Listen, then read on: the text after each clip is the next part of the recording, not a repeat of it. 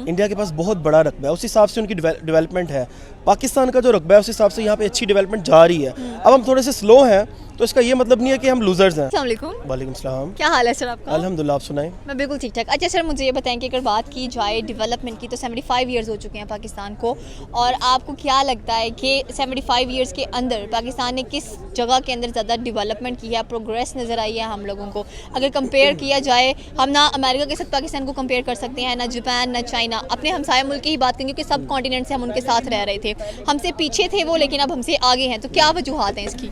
अच्छा, वो हमसे पीछे तो नहीं थे कभी भी, क्योंकि उनके पास मेजोरिटी बहुत ज़्यादा थी लोगों की। अब आपको पता, जहाँ पे 2 हाथ काम कर रहे हो और उसके ऑपोजिट अगर 10 हाथ काम कर रहे हो तो डेफिनेटली जो 10 हाथ होंगे वो ज़्यादा जल्दी काम करेंगे। तो इसलिए हम इस लिहाज से पीछे हैं। बाकी डेवलपमेंट अगर देखी जाए तो जितना हमारे पास रकबा है, इंडिया के पास बहुत बड़ा रकबा है, उस हिसाब से उनकी डेवलपमेंट है। पाकिस्तान का जो रकबा है उस हिसाब से यहाँ पे अच्छी डेवलपमेंट जा रही है। अब हम थोड़े से स्लो हैं तो इसका ये मतलब नहीं है कि हम लूजर्स हैं, हम थोड़े से स्लो ज़रूर हैं। और आपको पता है कि जितना इंसान आहिस्ता आहिस्ता चलता है वो उतना ही आगे जाता है। तो इसलिए आपको पता है कछुए की रेस लगी हुई है, लेकिन इंशाल्लाह जीतेंगे। डेवलपमेंट हो रही है। अगर हम देखा जाए, हम ये लाहौर है, इस्लामाबाद है, यहाँ के नॉर्थन एरियाज़ हैं, वहाँ पे भी अच्छी खासी डेवलपमेंट हो रही है। इंशाल्लाह आहिस्ता आहिस्ता होती जाएगी, लेकिन इसका ये मतलब नहीं है कि भाई हमारे बिल्कुल भी पाकिस्तान में डेवलपमेंट नहीं हो रही है। बहुत सी चीज़ें अच्छी भी हो रही हैं, मज़ीद आगे इंशाल्लाह बेहतरी आएगी। अगर देखा जाए तो पाकिस्तान रीजनल लिहाज से बहुत ज़्यादा एक इंपॉर्टेंस रखता है ऑल ओवर दी वर्ल्ड के अंदर, ठीक हो गया, ट्रेड के लिहाज से भी, हर एक चीज़ के लिहाज से पाकिस्तान के अंदर हर एक चीज़ मौजूद है। इस वक्त हमारे पास टूरिज़म भी बहुत ज़्यादा है, लेकिन टूरिज़म में भी प्रॉब्लम चल रही है क्योंकि हमारे सियासी हालात इस वक्त ठीक नहीं चल रहे हैं। अगर हम अपने हमसाया मुल्क की बात करें तो वो इस वक्त एक हाईवे बना रहे हैं, ठीक हो गया, और उसके अंदर वो 44,000 करोड़ की कह लें कि इन्वेस्टमेंट्स किए हैं, उन्होंने बजट सेट किया है। तो उनकी मुल्क में स्टेबिलिटी बहुत ज़्यादा है पॉलिटिकल पार्टीज़ को लेकर। तो एक वाहिद वजह ये है जिसकी वजह से वो बहुत आगे हैं। हमारे मुल्क में स्टेबिलिटी कब आने वाली है? हमारे मुल्क में अभी फ़िलहाल नहीं आएगी, क्योंकि मैं आपको बताता चलूँ, क्योंकि मेरा ये काम है, ज़ाहिर है, मैं खुद एक क्राइम रिपोर्टर हूँ, तो मैं ये सारी चीज़ों पे बड़ा सर्च करता हूँ बहुत ज़्यादा। अब हमारे मुल्क में स्टेबिलिटी कब आएगी? जब यहाँ पे हुक्मरान लॉयल होंगे, ठीक है। जो लॉयल हैं उनको उठा के पीछे फेंक दिया जाता है। जो चोर व चक्के हैं, जिन्होंने अपना सिर्फ मकसद बनाया हुआ है कि बाहर के मुल्क में, इंडिया में हमने बिज़नेस करना है, हमने बाहर के मुल्कों में, जब अपने पाकिस्तान के साथ अवाम के साथ जब हुक्मरान सिंसियर होगा तब ही पाकिस्तान आगे बढ़ेगा। तो अनफॉर्चुनेटली हमें कभी ऐसा हुक्मरान नहीं मिला जो पाकिस्तान के बारे में सोचता और हम आगे बढ़ते। और ये एक मैं चीज़ मानता भी हूँ कि हम पीछे रह गए हैं, लेकिन हुक्मरान इसकी वजह है, हमारी आवाम नहीं है। ना पाकिस्तान का टैलेंट है। पाकिस्तान में चीज़ें बहुत ज़्यादा हैं, उसको सिर्फ ऑब्जर्व करने की ज़रूरत है। जब एक अच्छा हुक्मरान लाइक इमरान खान साहब इंशाल्लाह बहुत ज़्यादा मेहनत कर रहे हैं, जब वो यहाँ पे आ जाएंगे प्रॉपर तरीके से, जब उनको तंग नहीं किया जाएगा, उस 5 साल की प्रोग्रेस फिर आप बताइएगा कि इंशाल्लाह पाकिस्तान में कितनी ज़्यादा तरक्की हुई है। सही है। अच्छा, मुझे बताएं कि जहाँ पर आवाम की सुनी नहीं जाती, एक डेमोक्रेटिक स्टेट में हम लोग रहते हैं, जमहूरियत की बात करते हैं हम लोग। आपको फ्रेंच रेवोल्यूशन का तो पता होगा, ठीक हो गया, कि फ्रेंच रेवोल्यूशन में क्या हुआ था, किस तरह से वहाँ पर रेवोल्यूशन आई और तब जाके उनका जो पॉलिटिकल सिस्टम था वो सेट हुआ है। आपको क्या लगता है कि यहाँ पर भी फ्रेंच रेवोल्यूशन की ज़रूरत है या नहीं?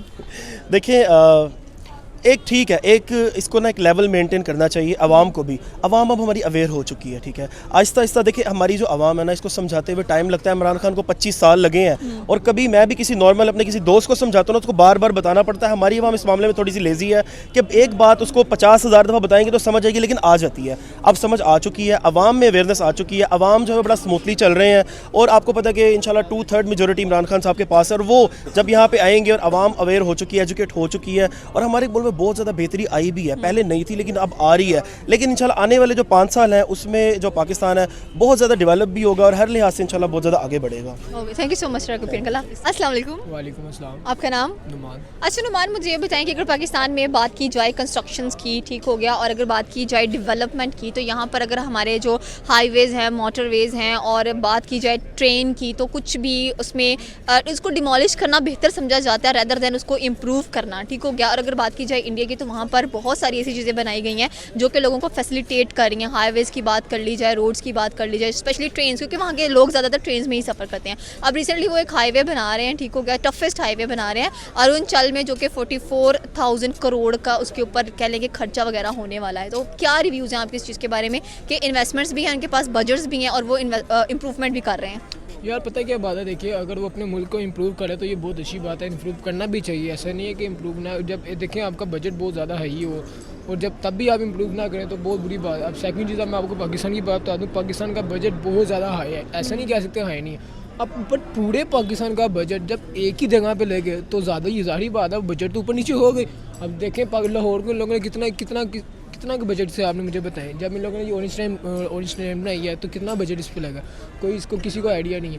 बट अगर जिस तरह से आपने मुझे बताया उन लोगों ने अपनी एक मोटरवे बना रहे हैं ना, हाईवे टफ है, ठीक, वो अच्छी बात है यार, अपने लिए बना रहे हैं, अपने आप को स्ट्रॉन्ग कर रहे हैं। क्योंकि देखिए जब तक अपने आप को स्ट्रॉन्ग, मुल्क में तरक्की नहीं होगी तब तक जो मुल्क के अंदर लोग रहने वाले हैं उनकी तरक्की याफ्ता माना नहीं जाता।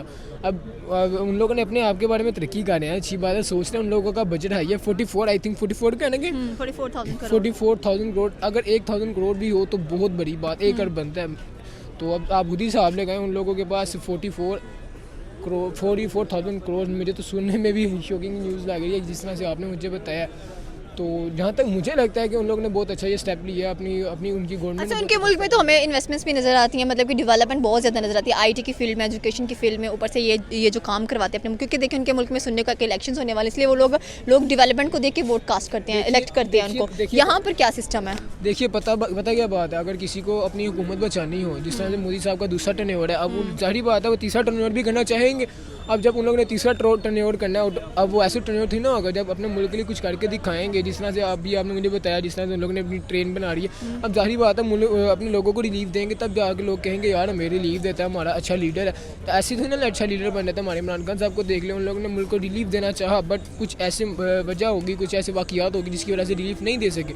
अब इंडिया के मोदी साहब का ये सीन है कि अपने आप उन मुल्क को लोगों को रिलीफ दे रहे हैं, उसके अलावा अपने मुल्क में तरक्की ले के आना, जिससे वो लोग G20 समिट में भी आ चुके हैं। उसके अलावा मैं आपको बताऊं, अगर उन बात करते हैं ट्रेडिंग के लिहाज से, रशिया के साथ वो ट्रेड कर रहे हैं, सऊदीया के साथ वो ट्रेड कर रहे हैं, ऑयल का माहिदा उन लोगों को कहता है। यार देखिए पता क्या बात है, हमारे मुल्क में भी इन्वेस्टर्स हैं, ये नहीं कि नहीं है, बट इन्वेस्ट नहीं करना चाह रहे। इन्वेस्ट करते हैं ये लोग, प्रॉपर्टीज़ वगैरह में कर ली या रेस्टोरेंट वगैरह बना ली, बट ये लोग ये नहीं सोचते कि अगर हम उस चीज़ में जिस तरह से आईटी है उसमें इन्वेस्ट करें। बट आईटी यहाँ पे कैसे इन्वेस्ट करें? यहाँ पे तो आईटी की यूनिवर्सिटियाँ भी चंद हैं जिसमें से कम 300-400 बच्चा निकलता है, वो भी अच्छा भला। बट इंडिया की बात करते हैं, इंडिया की आपने यूनिवर्सिटी देखी है, उधर से लाखों बच्चे निकलते हैं हर साल। तो ये डिफरेंस आ रहा है कि हमारे यहाँ पे इन्वेस्टमेंट करने के लिए कोई भी नहीं है। और इंडिया की बात करते हैं, इंडिया की आवाम गरीब है, बट उनके जो हुक्मरान हैं उनके पास बहुत ज़्यादा ऐसा मनी है जिसको वो लोग, मैं तो कहूँगा कि देखें जब अपने मुल्क की बात करते हैं तो अपने मुल्क में मनी नहीं है। सेकंड चीज़, अवाम बहुत अमीर है, नो डाउट बहुत अमीर है, बट हुकूमत के पास इस तरह का पैसे नहीं है क्यों लगे। अभी आपने प्ले स्टोर की बात सुनी होगी, $34 बिलियन। अब मुझे बताएं वो किस तरह से कवर करेंगे उसको। Thank you so much sir कपीन, कल हाफिज़। अस्सलाम वालेकुम। जी वालेकुम सलाम। क्या नाम है आपका? मोहम्मद हमाद। अच्छा हमाद, मुझे ये बताएं कि अगर बात की जाए डेवलपमेंट की, तो पाकिस्तान के अंदर हाईवेज़ की आपको डेवलपमेंट नज़र आती है, मोटरवेज़ की आती है, या बात की जाए रोड्स की तो उसकी डेवलपमेंट नज़र आ रही होती है। अगर इंडिया की बात की जाए तो वो इस वक्त टफेस्ट हाईवे बना रहे हैं जिसके अंदर 44,000 करोड़ रुपीज़ वो लगाने वाले हैं। तो मुझे ये बताएं कि हमारे मुल्क में क्यों नहीं डेवलपमेंट नज़र आती? हमारे मुल्क में डेवलपमेंट नज़र भी कैसे आए, सारे तो चोर बैठे हुए हैं। जो भी ठेका वगैरह लेता है वो तो पहले तो अपनी जेब का सोचता है, बाकी जो भी वो बनाता है उसमें से पहले अपना हिस्सा रखता है, बाकी टूट फूट का शिकार जल्दी होता है, नाकस मटेरियल वगैरह यूज़ करते हैं वो। तो इस वजह से काफ़ी रोड है जो बनते हैं 2-3 साल ठीक चलते, उसके बाद टूट फूट का शिकार हो जाते हैं। सही हो गया। अच्छा अगर बात की जाए इंडिया की, तो वो इस वक्त हाईवे बना रहे हैं जो कि बहुत ज़्यादा टफेस्ट कह लेंगे, अरुणाचल में बना रहे हैं, उनकी एक सिटी है वहाँ पर, और उसके अंदर 44,000 करोड़ की वो इन्वेस्टमेंट करने वाले हैं, पैसा लगाने वाले हैं। तो वहाँ पर देखें वो मुल्क हमारे साथ आज़ाद हुआ है लेकिन हमसे ज़्यादा आगे है। जी वो हमसे ज़्यादा आगे, क्योंकि उनमें जो है ना जो लोग वर्किंग करने वाले वो अच्छे तरीके से मतलब काम वगैरह कर रहे हैं, अपना सही तरीके से कर रहे हैं, मतलब कि इतनी लूट मार नहीं करते जिस तरह हमारे मुल्क पाकिस्तान में है। हर दूसरा बंदा तो लूटता है पाकिस्तान को। सही हो गया, मतलब ये करप्शन पाकिस्तान में भी है, इंडिया में भी है, लेकिन वहाँ पर काम नज़र आ रहा है। वहाँ पे काम नज़र आता है, लेकिन यहाँ पे काम नज़र आता है लेकिन 1-2 साल के लिए, उसके बाद ख़त्म हो जाता है। सही हो गया। अच्छा मुझे ये बताएंगे अगर बात की जाए ट्रेन वगैरह की या वैसे हाईवेज़ वगैरह की, तो उनको ठीक भी नहीं करवाते फिर? ठीक कैसे करवाएं, पहले अपनी जेब तो भर लेंगे ये लोग।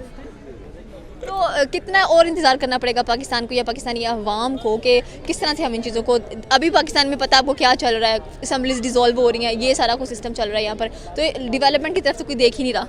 ये तब तक कुछ नहीं होता जब तक आवाम खुद ना निकलेगी अपने हक के लिए। आवाम को खुद करना चाहिए, क्योंकि जो हमारे सियासतदान हैं वो तो सारे करप्ट बैठे हुए हैं, कोई अच्छा बंदा आ जाए तो उसको तो टिकने नहीं देते।